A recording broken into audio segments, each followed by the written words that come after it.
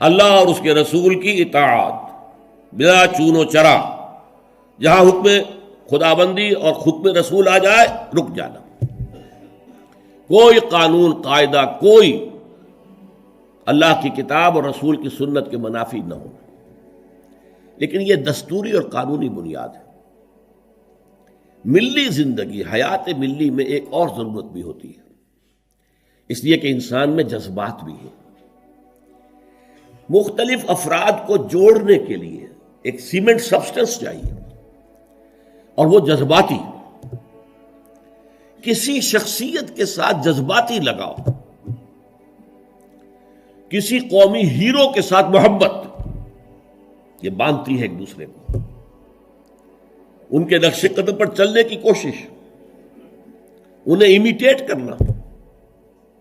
گاندھی کا انداز اختیار کرنا، نہرو کیپ اختیار کر لینا، جناح کیپ اختیار کر لینا، نہرو کٹ واسکٹ پہننا، ماؤ زیتونگ کا جیکٹ پہننا، سب کیا ہے یہ؟ پھر 50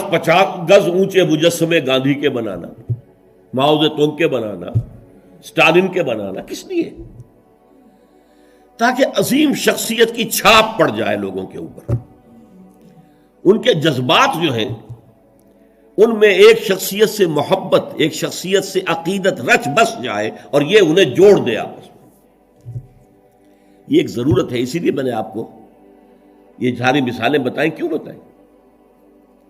یہاں تک کہ اگر کوئی ہیرو نہ ہو تو ہیرو بنانا پڑتا ہے، تاکہ اس ہیرو کی ہیرو ورشپ، تو ورشپ کا لفظ تو بہرحال ہمارے لیے درست نہیں ہے، لیکن اس ہیرو سے محبت، اس کے اتباع کا جذبہ، اس کا احترام، اس کا ادب، یہ در حقیقت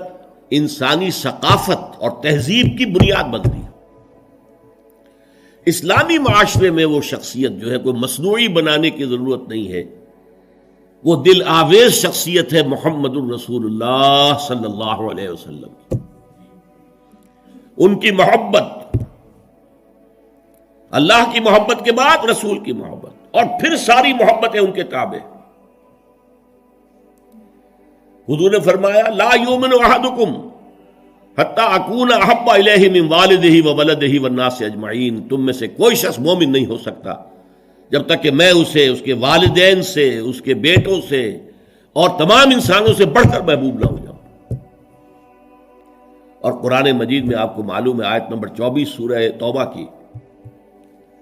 وہاں تو بہت زبردست دھمکی آئی ہے، قُلْ إِنْ كَانَ آبَاؤُكُمْ وَأَبْنَاؤُكُمْ وَإِخْوَانُكُمْ وَأَزْوَاجُكُمْ وَعَشِيرَتُكُمْ وَأَمْوَالٌ اقْتَرَفْتُمُوهَا وَتِجَارَةٌ تَخْشَوْنَ كَسَادَهَا وَمَسَاكِنُ تَرْضَوْنَهَا أَحَبَّ إِلَيْكُم مِّنَ اللَّهِ وَرَسُولِهِ وَجِهَادٍ فِي سَبِيلِهِ فَتَرَبَّصُوا حَتَّىٰ يَأْتِيَ اللَّهُ بِأَمْرِهِ وَاللَّهُ لَا يَهْدِي الْقَوْمَ الْفَاسِقِينَ۔ اے نبی ان سے کہہ دیجئے دیکھو سن رکھو، اگر تمہیں اپنے باپ، اپنے بیٹے، اپنی بیویاں، اپنے رشتہ دار، اپنے بھائی، اور وہ مال جو تم نے بڑی محنت سے جمع کیے ہیں، اور وہ کاروبار جن میں کساد کا، مندے کا خوف رہتا ہے، اور وہ حویلیاں اور کوٹھیاں اور محل جو تم نے بنائے ہیں بہت محبوب ہیں، اگر یہ 8 چیزیں محبوب تر ہیں اللہ سے اور اس کے رسول سے اور اللہ کی راہ میں جہاد کرنے سے، تو جاؤ دفع ہو جاؤ، ادھر بیٹھو یہاں تک کہ اللہ اپنا فیصلہ سنا دے، اور اللہ ایسے ناہنجاروں کو ہدایت نہیں دیتا۔ تو یہ ہے در حقیقت دوسری شخصیت مسلمانوں کو جذباتی طور پر ایک دوسرے قریب لانے کی۔ جب میرا بھی ایک جذباتی تعلق حضور کے ساتھ ہوگا، آپ کا بھی ہوگا، تو ہمارا یہ حضور کے ساتھ تعلق ہمیں بھی قریب لائے گا ایک دوسرے سے، ان کی محبت کے رشتے میں ہم بندھ جائیں گے آپس میں۔ اور اگر حضور کی شخصیت کے ساتھ کوئی گستاخانہ طرز عمل اختیار کر لیا جائے، ان کی بات کی پرواہ نہ کی جائے، تو پھر ظاہر بات ہے کہ اسلامی معاشرہ جو ہے وہ منتشر ہو جائے گا۔ چنانچہ ہم یہ دیکھتے ہیں کہ یہ جو اتنی بڑی امت ہے اور 1400 برس گزر چکے ہیں، اس میں جو ایک کلچرل ہوموجینٹی ہے، یکسانی ہے۔ آپ کو انڈونیشیا کا مسلمان ملے گا، وہی انداز اس کا، وہ داڑھی ہے اس کا وہی انداز، لباس ٹھیک ہے تہبند ہو کچھ ہو، لیکن وہ گھٹنوں سے اوپر ہوگا، محسوس ہوگا کہ کوئی شے ہے ان کے درمیان مشترک۔ نماز کے لیے کھڑے ہوں گے بیت اللہ کے گرد تو سب نماز پڑھیں گے اور کسی کی نماز ٹوٹے گی نہیں کہیں.